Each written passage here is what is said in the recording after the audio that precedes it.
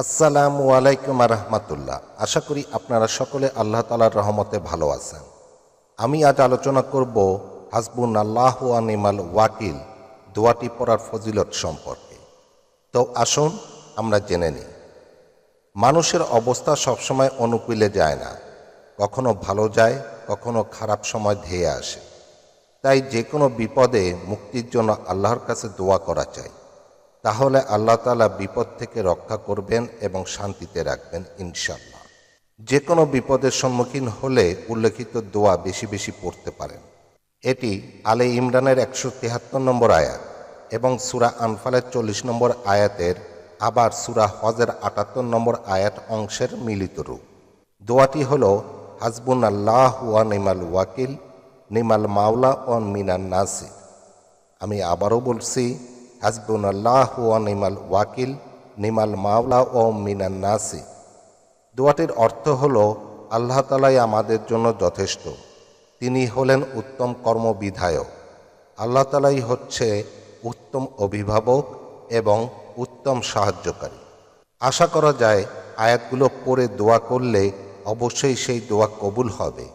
যে কোনো অন্যায়, অত্যাচার, অবিচারের শিকার হলে অথবা অন্যায়ভাবে কারাবন্দী থাকলে নিচে উল্লেখিত আয়াতটি বেশি বেশি পড়বে। সঙ্গে আল্লাহ তাআলার দরবারে আন্তরিকভাবে মুক্তির জন্য দোয়া করবে। তাতে ইনশাল্লাহ মুক্তি মিলবে। যেভাবে দোয়াটি মিল পেয়েছে, হাসবুনাল্লাহু ওয়া নি'মাল ওয়াকিল অংশটি কোরআনের আয়াত।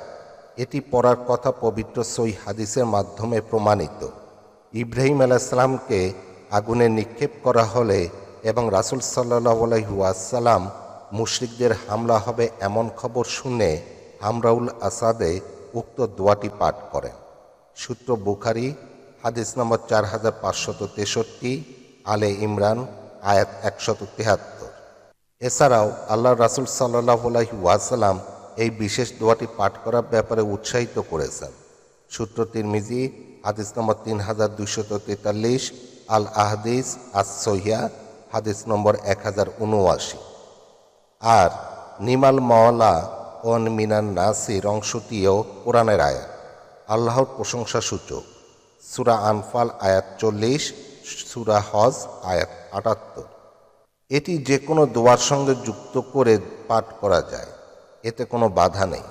যে কোনো দুঃখ, কষ্ট, বিপদ, দুশ্চিন্তা আল্লাহর উপরে পূর্ণ তাওয়াক্কুল প্রকাশের জন্য এখানে উল্লেখিত উপরোক্ত ইসলামিক দোয়া পাঠ করা যায়। আর এর ফজিলত ও সওয়াব রয়েছে। বিপদে আল্লাহর সাহায্য লাভের দোয়া। আবু সাঈদ খুদরি রাদিয়াল্লাহু তাআলা আনহু থেকে বর্ণিত, কিয়ামতের বর্ণনা শুনে সাহাবারা ভীত হলে রাসূল সাল্লাল্লাহু আলাইহি ওয়াসাল্লাম এই দোয়া পড়তে বলেন। সূত্র সুনানে তিরমিজি, হাদিস নম্বর 2431। দোয়াটি হল হাসবুনাল্লাহু ওয়া নি'মাল ওয়াকিল, আলাল্লাহি তাওয়াক্কালনা। আমি আবারও বলছি, হাসবুনাল্লাহু ওয়া নি'মাল ওয়াকিল, আলাল্লাহি তাওয়াক্কালনা।